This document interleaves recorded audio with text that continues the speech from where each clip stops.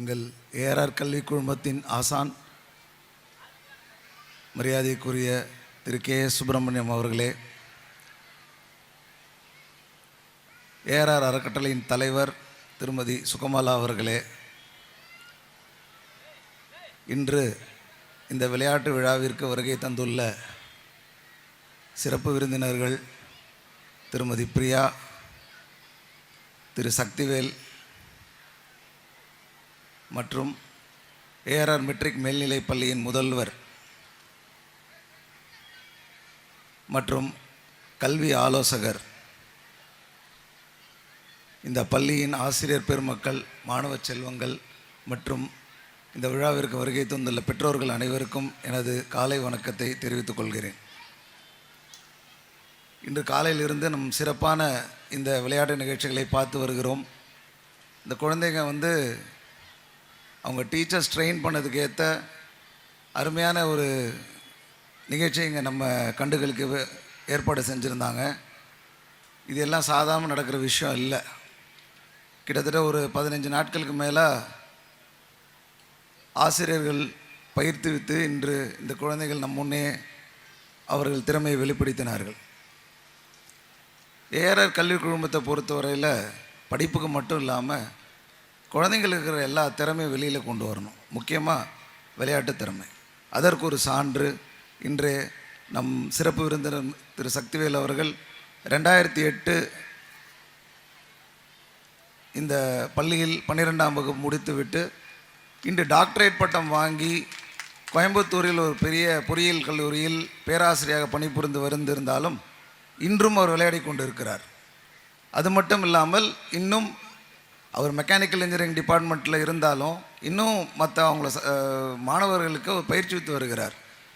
இதுதான் இந்த ஏஆர்ஆர் குழுமம் இந்த 53 ஆண்டு காலமாக ஏற்படுத்திய பெரிய ஒரு பாரம்பரியமான விஷயம்.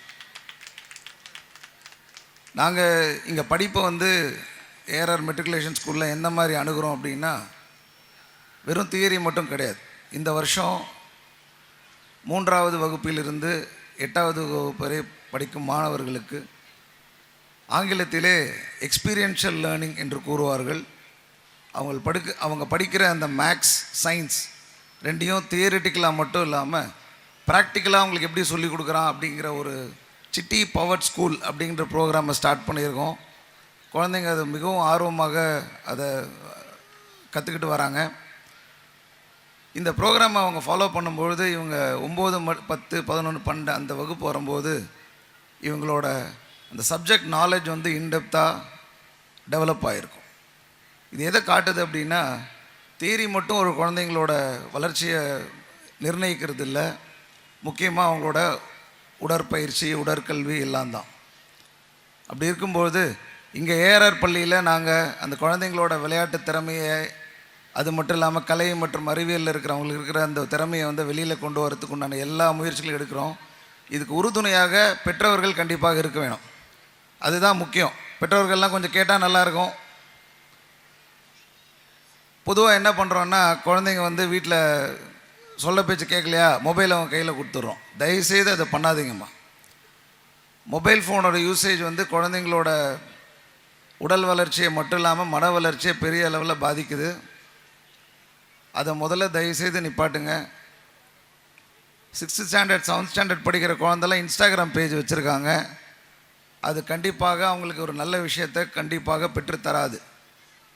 இது கண்டிப்பாக பெருமைப்படக்கூடிய விஷயம் கிடையாது. அந்த மாதிரி சோஷியல் மீடியாவில் அவங்க தேவையில்லாத ஒரு டைவர்ஷன் இருக்கிறதுனால படிப்பில் அவங்களால கவனம் செலுத்த முடியல. அதிக மொபைல் ஃபோன் யூசேஜ் இருக்குது. இதெல்லாம் நிப்பாட்டி மொபைல் ஃபோன் கொடுக்குறது பதிலாக அவங்க கையில் ஒரு பேட்மிண்டன் ராக்கெட்டை கொடுங்க, ஒரு கிரிக்கெட் பேட்டை கொடுங்க, ஒரு செஸ் போர்டை கொடுங்க, கேரம் விளையாட வைங்க, வெளியில் போய் விளையாட வைங்க, அத்லட்டிக்ஸை ப்ராக்டிஸ் பண்ணுங்கள். அந்த மாதிரி பண்ணும்போது அவங்க குழந்தைங்களோட படிப்பும் இன்னும் அவர் கான்சன்ட்ரேஷன் டெவலப் ஆகி இன்னும் நல்ல படிப்புலேயும் கவனம் இன்னும் நிறைய செலுத்துவோம் அப்படின்றது தான் உண்மை. இதை மாதிரி நாங்கள் நிறைய இப்போது ஸ்டூடெண்ட்ஸுக்கு ட்ரை பண்ணிகிட்ருக்கோம். ஸோ பேரண்ட்ஸ் நீங்களும் அது கோஆப்ரேட் பண்ணிங்க அப்படின்னா நம்ம குழந்தைங்கள் எல்லாமே ஒரு நல்ல வளர்ச்சி பாதையை நோக்கி கொண்டு செல்லலாம். இன்றைக்கி இந்த விழாவுக்கு இவ்வளோ நேரம் உட்காந்து இன்னும் நிறைய நிகழ்ச்சிகள் இருக்குது, எல்லாம் உட்காந்து கண்டுகளிக்கலாம். மீண்டும் இந்த விழாவிற்கு வருகை தந்த அனைவருக்கும் நன்றி கூறி விடுபெறுகிறேன். நன்றி, வணக்கம்.